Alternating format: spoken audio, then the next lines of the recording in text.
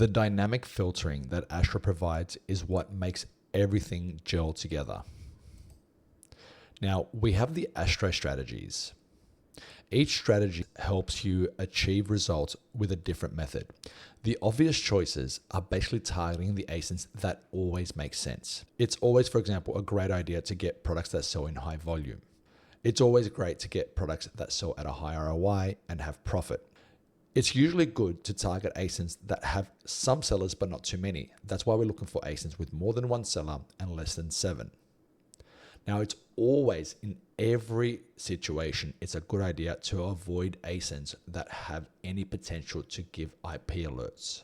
There are 3 levels of IP alerts on Astro, so we're saying show us alerts that are less than low. Sometimes you might want to risk it and target ASINs that are low or medium, but in most cases, it's best to avoid them completely. All these filters make up the obvious choices strategy. Now, you can change this at any given time and hit apply filters. From this list, we've got 15 that are obvious choices. Let's go back to the filters. Next, we have the need discount strategy. This strategy is for a specific use case. Let's say you have a lot of capital and you want to spend money, and you found a supplier list which has products that sell in high volume, but you're unprofitable on all of them. In many cases, suppliers might be able to offer a discount if you could potentially buy a lot of units for them. So we're approaching this in a different manner. We're looking at ASINs that sell in very high volume. That's why we have 300 plus sales per month. But we're also considering ASINs that have a negative ROI. But we're going to request a discount from them in this case. Let's go ahead and hit apply. These 31 ASINs don't have much profit. Some do, but don't have much profit overall, but they sell in very high volume. This is a good opportunity where we can apply a discount, for example. Let's go actions, adjust COGS, and let's request a 25% discount. With 25% discount, these ASINs might appear very profitable. Based on this, we can request a specific discount from our supplier and try to make things work. Let's remove our discount and go back to our filters.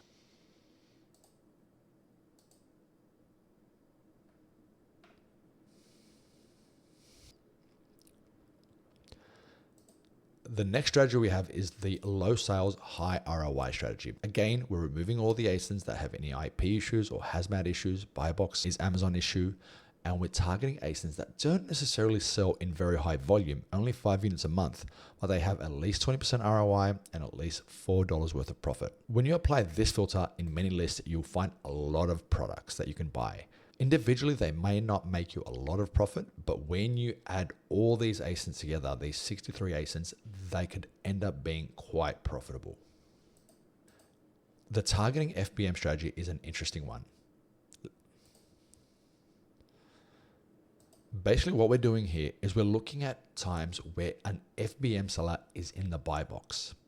In many cases, as an FBA seller, you can price slightly higher than them and win the buy box from them. So all these ASINs meet this criteria. For example, this one here, $8.94. We could potentially price it at $9.99 as an FBA seller and beat them at the buy box.